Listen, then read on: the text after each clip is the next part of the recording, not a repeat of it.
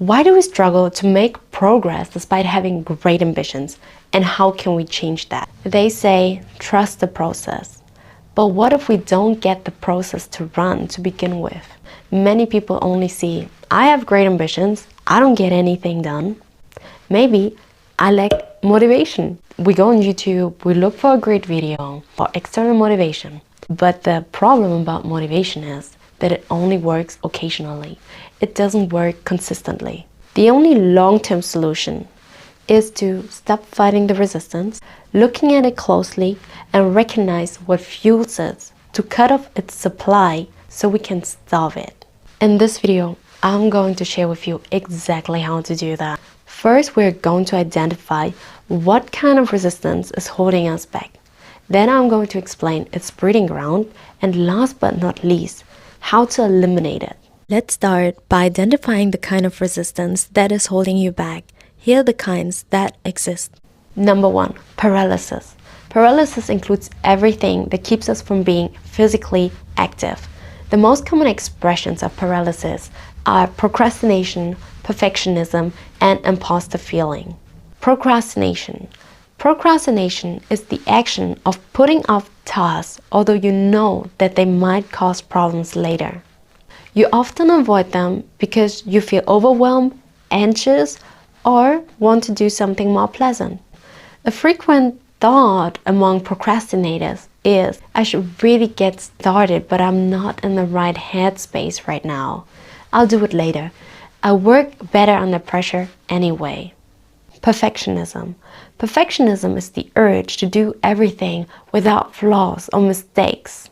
You set unrealistically high standards for yourself and your work and feel disappointed or anxious when you fall short. A common thought among those affected is, this still isn't good enough. I can't possibly hand it in like this. If it's not perfect, it's not worth doing at all. Imposter feeling. Imposter feeling is the feeling that you don't truly deserve your success, and that you've just been lucky or fooled others.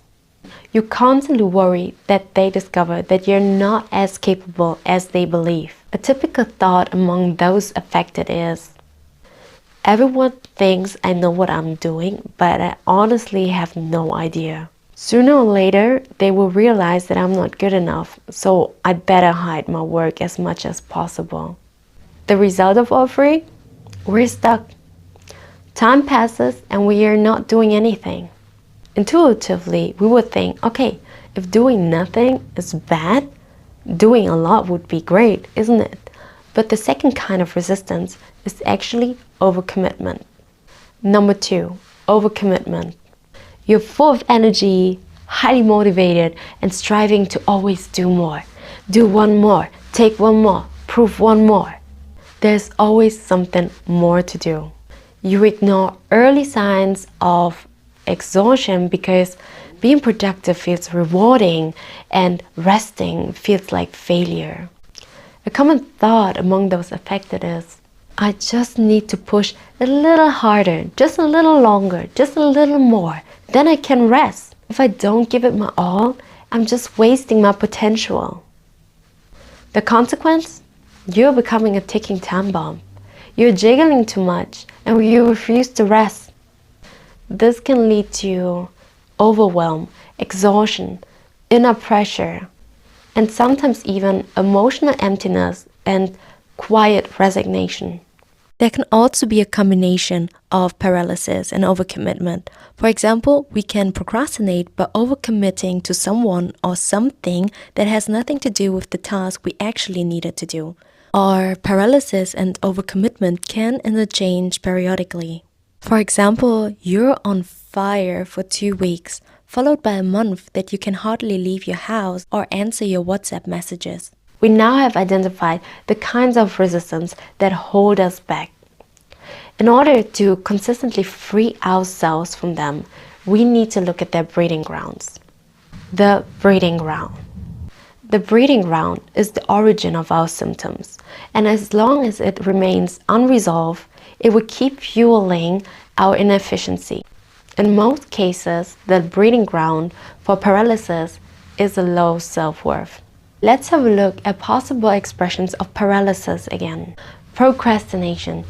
You delay things because you don't know if you're good enough to meet expectations. Perfectionism. You're scared of flaws because that will reflect on your worth. Imposter feeling. You believe you're a fraud because you don't think that you would be capable enough to actually earn your success. Deep in yourself, there is a programming that makes you believe that you're not enough. And that's why anything on which we project a representation of our worth seems scary. The breeding ground for overcommitment is usually guilt.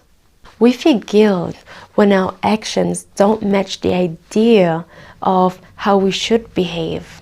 It can be ideas about how much money we shall make, how we should live our life, what decisions to make, what to look like, how to eat. It can be anything. Usually, we adopt those ideas from our environment from early on before we develop the capacity to question whether those ideas fit our individual desires and temperament. When they don't match us, there is a discrepancy between what we expect from us and how we would behave without that forced on self-regulation. In order to close that gap, it requires a lot of willpower, which is tiring, and the guilt is often hidden behind drive. Now that we have identified the breeding grounds, the final step is to eliminate them and thereby starve our inefficiency at its roots. Eliminating the breeding ground. There are two directions you can go. You can change your beliefs, which will automatically lead to new actions, or you can change your actions that possibly lead to new beliefs. Changing your beliefs through inner work requires more effort and guidance, but results in permanent changes in your actions. If this is what you're aiming for, I invite you to check out the link in the info box to get notified when my next Reprogramming Live program opens. For those who want an immediate strategy, let me tell you exactly what you can do. Changing your actions doesn't necessarily lead to a change of beliefs, but if you're consistent with your new actions, you can leverage the power of habit to override old beliefs. So if you struggle with any form of paralysis or low self-worth, you can take out all the performance measurements, all the performance metrics. Don't try to kill it. Don't try to catch up with time that has already passed, and don't make an efficient day plan. Nothing. Just focus on getting something done. Anything. And if you cannot do it, lower the bar. If you need to write an article, try to write a page only. You cannot write a page? Write a sentence only. If you cannot write a sentence, sit down and think very intently about this topic for 10 minutes. Set an alarm. 10 minutes enough. Or you want to write an excellent article? Okay, try out an average article. Average is still too much pressure? Okay, then try to write a bad article. Because you know why? Done is better than perfect. It's not about doing the task.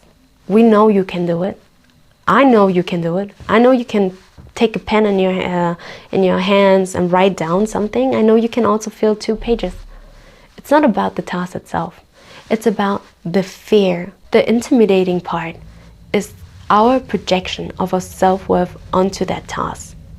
Taking out all the performance metrics helps you to expose yourself to the task, or expose the task to you, and thereby gradually get familiar with the task to lose the fear.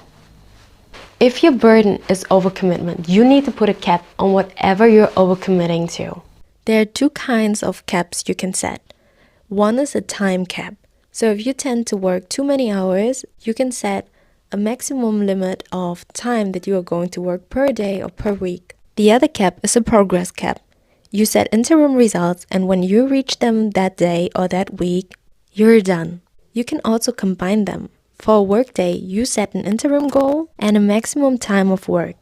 If you feel too much guilt to find caps that are satisfactory but yet sustainable, you can ask someone who you trust and respect in that field for their objective opinion on your cap. It also works for other fields of your life where you might overcommit. For example, being a good friend or being a good family member. You want to be a good friend? How often, how long do you want to listen to your friend that always has a broken heart?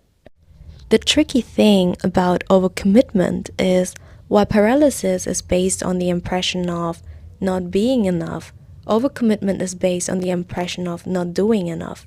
And here I am telling you to do less. I want you to be prepared that it's not going to feel good. And the last thing I want you to do is to gaslight yourself into thinking that it does, because it won't, at least not at the beginning. The gap between what you're already delivering and your idea of what more you should do is not close yet, and I want you to be prepared. Whenever you feel bad for honoring your gaps, listen to a body scan video. You can look for them on YouTube. Search for body scan meditation, yoga nidra, or yin yoga.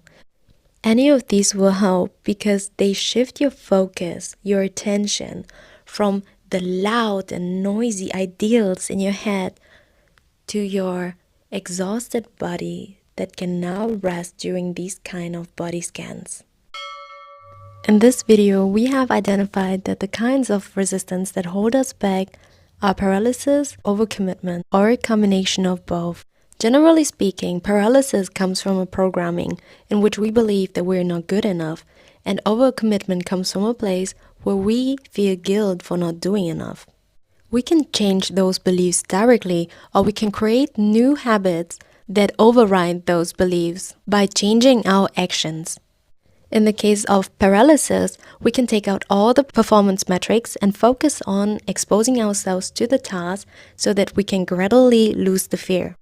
In the case of overcommitment, we can set caps for time or performance that remind us to take reasonable breaks. It is recommended to combine it with body work in the form of a body scan. I'll see you in the next video.